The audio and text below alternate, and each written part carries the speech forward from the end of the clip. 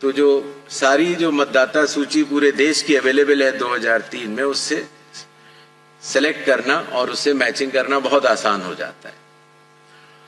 इसी तरीके से अगर आपका नाम नहीं है 2002, 3 या 4 की मतदाता सूची में, तो आप अपने फादर, मदर या जो भी उस श्रेणी के जो रिलेटिव्स हैं उनके डिटेल भर सकते हैं, तो उससे भी ये मैचिंग सरल हो जाती है। जो लिस्ट ऑफ इंडिकेटिव डॉक्यूमेंट्स हैं, जिन लोगों का 2002, 3 या 4 की मतदाता सूची से मिलान हो चुका है, उन्हें कोई भी डॉक्यूमेंट देने की आवश्यकता नहीं है।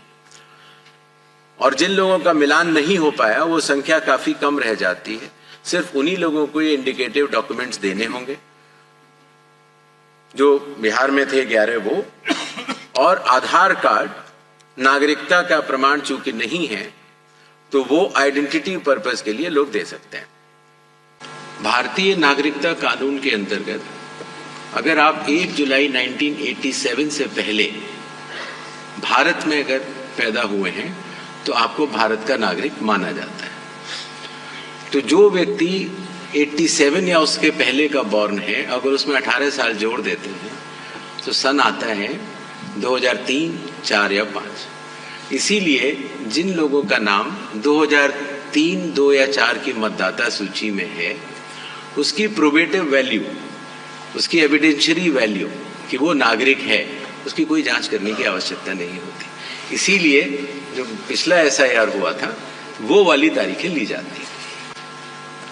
रॉन्गफुल इंक्लूजन ऑफ फॉरेनर्स, कई बार अगर किसी व्यक्ति ने, जो कि हमारे देश का नागरिक नहीं है, और आने के बाद अगर उसने कुछ कागज बनवा लिए हैं, तो आपने नोटिस किया होगा जो हमारी प्रेजेंटेशन थी कि सबसे पहले इन्यूमरेशन फेज में हम ये मिलान करेंगे कि 2002, 3 या 4 में आप या आपके वरिष्ठ जो वंश के लोग थे वो कहाँ थे।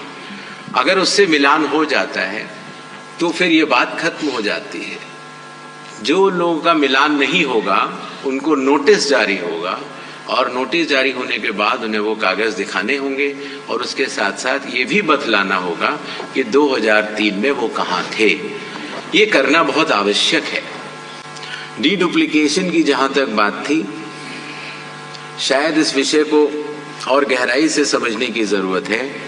एक व्यक्ति का एक इन्यूमरेशन फॉर्म प्रिंट होता है, और वो व्यक्ति अगर उस इन्यूमरेशन फॉर्म पर दस्तखत करता है, उसको BLO वेरीफाई करता है, तो उसका नाम ड्राफ्ट लिस्ट में आ जाता है।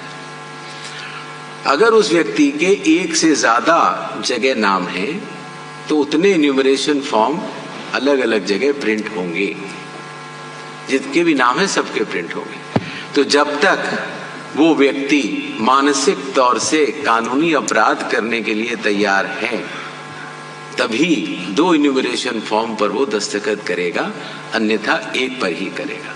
बाकी ये टेक्निकल और श्रोडिंगर इक्वेशन और मैथमेटिकल डीडुप्लीकेशन जो चीजें होती हैं वो तब की जाती हैं जब फील्ड टू पर हाउस टू हाउस सर्वे नहीं किया जा रहा हो। ये physical field to field, person to person एक सर्वे है जो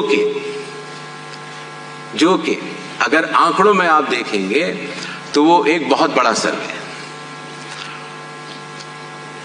जहां तक ये 11 दस्तावेजों की बात, ये सारे 11 दस्तावेज सभी चीफ इलेक्टोरल ऑफिसर से डिस्कस करके ही बनाए गए हैं। और अगर हियरिंग के समय कोई ऐसा दस्तावेज अगर कोई व्यक्ति देता है जिससे कि ये प्रमाणित हो जाता है कि वो भारत का नागरिक है, तो स्वाभाविक तौर से उस दस्तावेज को ERO नजरअंदाज नहीं करेंगे। जब इन 12 राज्यों में जब हम लोग SIR करा रहे हैं तो इस बात का निर्णय लिया गया कि कागज तभी मांगे जाएं जो इंडिकेटिव डॉक्यूमेंट्स हैं जब उसका व्यक्ति का 2003, 2 या 4 से मिलान नहीं हो पा रहा है। हाउस टू हाउस इन्यूमरेशन 4 नवंबर से 4 दिसंबर तक। Publication of draft electoral rolls 9 December 2025। Claims and objections का पीरियड 9 दिसंबर 2025 से लेकर 8 जनवरी 2026। जिन लोगों को नोटिस जाएंगे उनकी हियरिंग और वेरिफिकेशन का समय 9 दिसंबर से 31 जनवरी तक होगा और फाइनल इलेक्टोरल रोल्स 7 फरवरी 2026 को प्रकाशित किए